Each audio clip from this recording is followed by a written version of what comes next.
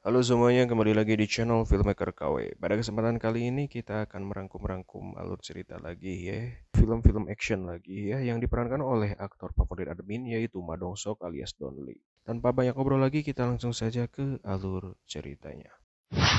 Film diawali pada tahun 2008 di negara Vietnam, tepatnya kota Ho Chi Minh City. Yang kalian harus tahu sendiri, kota Asia Tenggara ini dijadikan tempat perkaburan para kriminal dari penjuru dunia untuk bersembunyi dari kejaran polisi.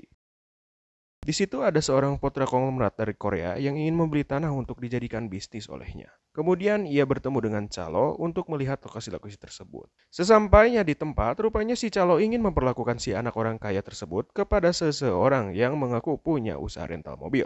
Pada saat bertemu, si anak ini langsung masuk ke dalam mobil. Namun yang terjadi, si anak orang kaya ini malah dipukuli hingga habis. Kemudian scene beralih di negara Korea Selatan. Di situ terjadi keributan yang disebabkan oleh orang gila yang lagi mabuk. Dia merusak sebuah minimarket dan menyandra dua orang pekerja minimarket itu. Keadaan pun tidak kondusif. Tak lama kemudian datanglah detektif kebanggaan warga Korea Selatan bernama Ma Dong-seok. Dengan taktik khasnya, seorang Ma Dong-seok mencari jalan melalui jalur belakang, namun apesnya rencana awal gagal.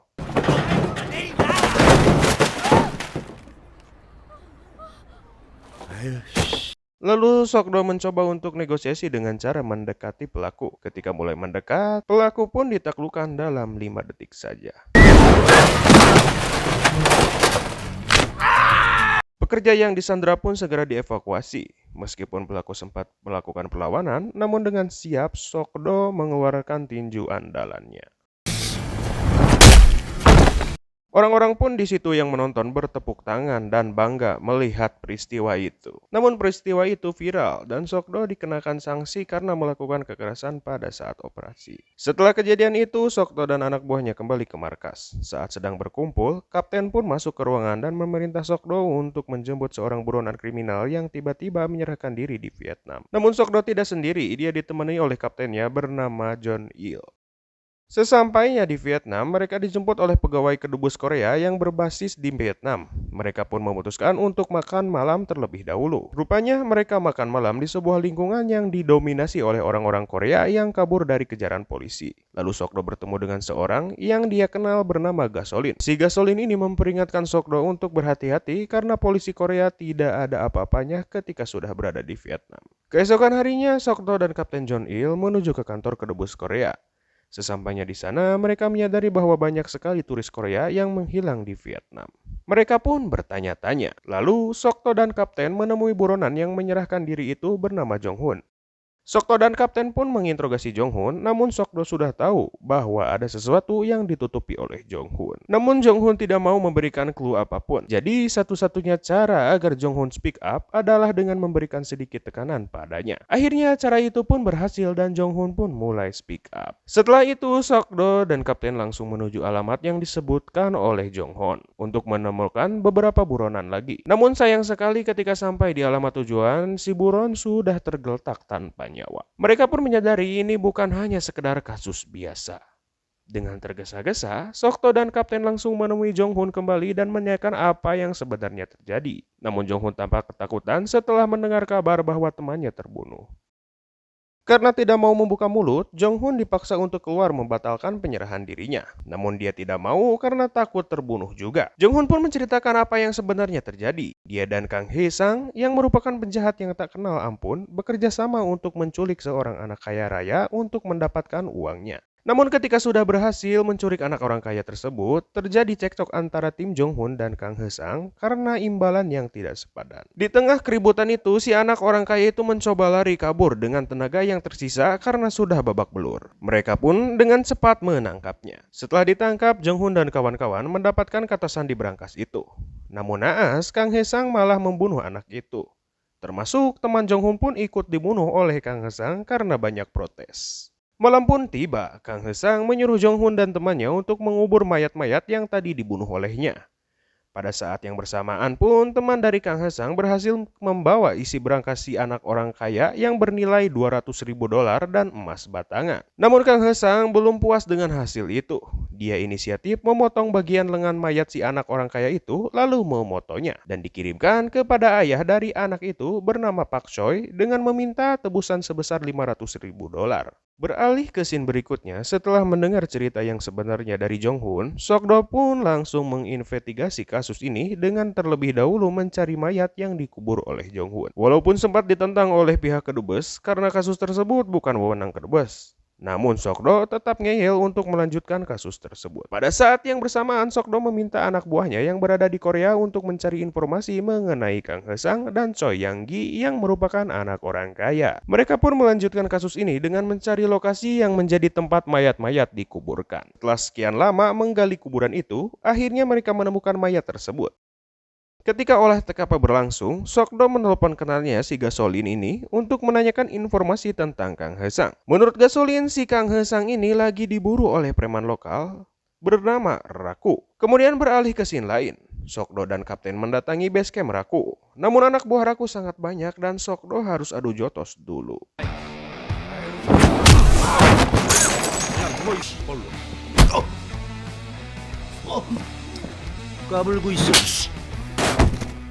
Setelah Raku lengah, Sok-do menanyakan perihal kepentingan Raku terhadap Kang Hesang.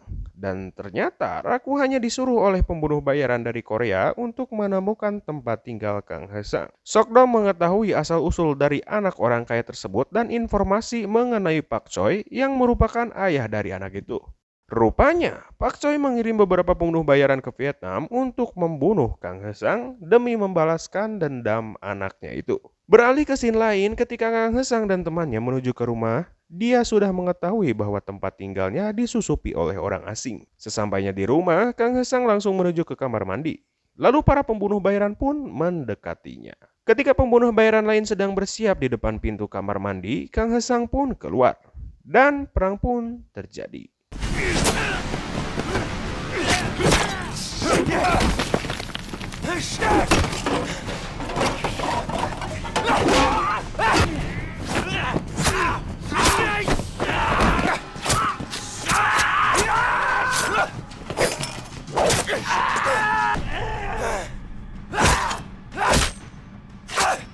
Kang Hesang nampak kesal ketika koper yang berisi duitnya menghilang.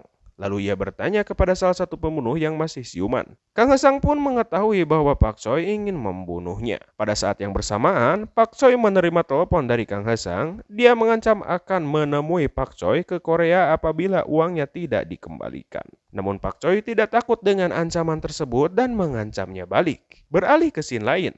Sok-do dan Kapten menuju ke rumah Kang Hesang, namun ketika sampai di sana, mereka terkejut dengan orang-orang yang sudah tewas dan menemukan beberapa bukti yang menunjukkan bahwa turis-turis Korea yang menghilang adalah ulah dari Kang Hesang. Tak lama kemudian, Kang Hesang pun keluar dari tempat persembunyiannya dan menyerang Kapten, lalu adu jotos pun dimulai.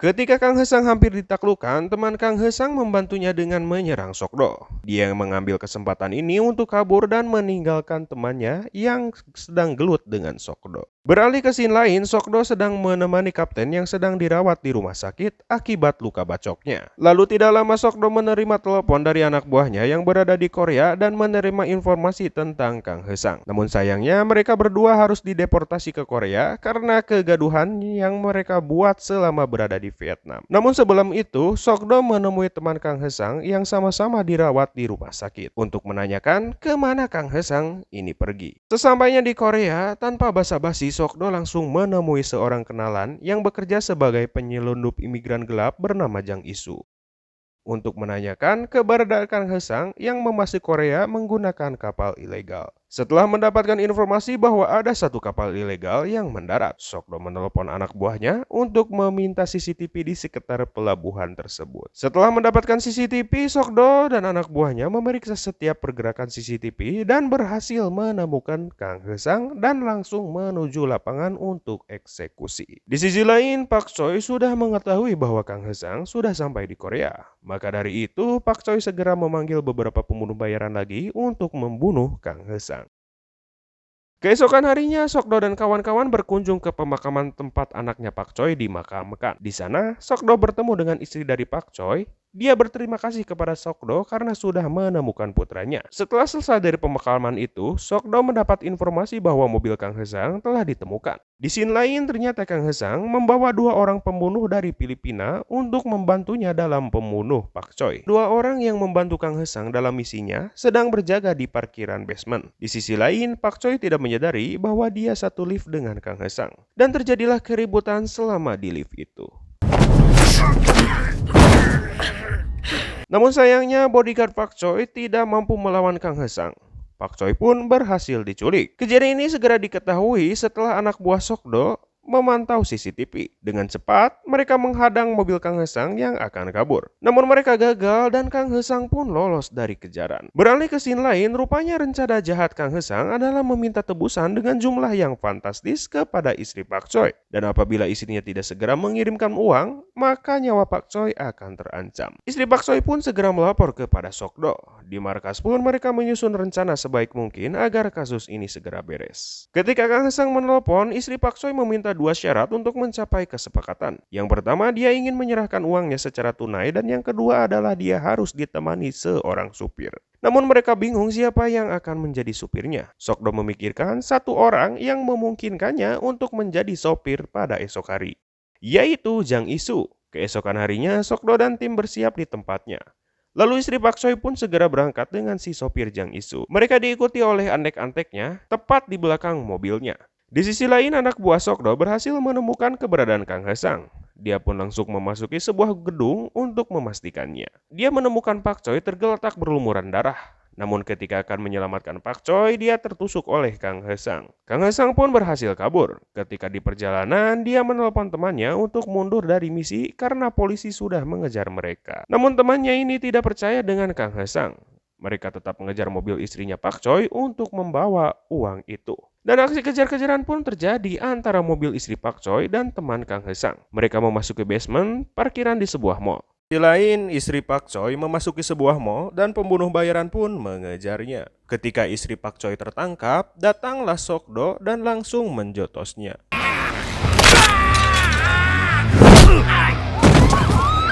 Beralih ke scene lain, Jang Isu pun berhasil kabur dengan membawa sekepor uang. Namun ketika di dalam perjalanan, mobil Jang Isu ditabrak oleh Kang Hesang. Namun di sana pun Jang Isu berhasil kabur kembali dengan menggunakan taksi. Scene pun berganti pada malam hari. Jang Isu akan kabur ke Cina dengan memesan kapal. Namun ketika akan dijemput, Kang Hesang mengetahui lokasinya dan menemui Jang Isu. Awalnya Jang Isu percaya diri untuk melawan Kang Hesang. Namun Jang Isu tampak ketakutan dan kabur begitu saja. Dengan begitu, koper pun ada pada Kang Hesang. Setelah itu, Kang Hesang segera kabur dengan menaiki bus. Jang Isu pun langsung memberitahu Sokdo. Ketika dalam perjalanan di terowongan, rupanya Sokdo sudah standby dan langsung memasuki bus tempat Kang Hesang berada. Sebelum terjadi gelut-gelutan, Kang Hesang menawarkan Sokdo untuk membagi uangnya setengah-setengah. Namun Sokdo sudah geram dan perkelahian pun dimulai.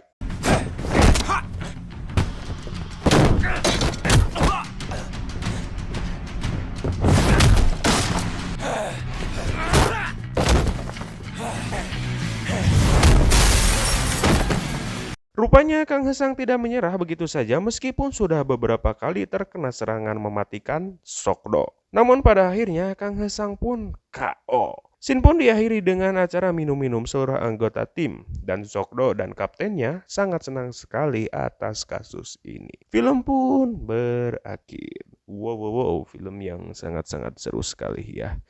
Terima kasih ya guys sudah menonton video kali ini ya. Thanks for watching. Mau subscribe gak subscribe juga gak apa-apa. See you next time.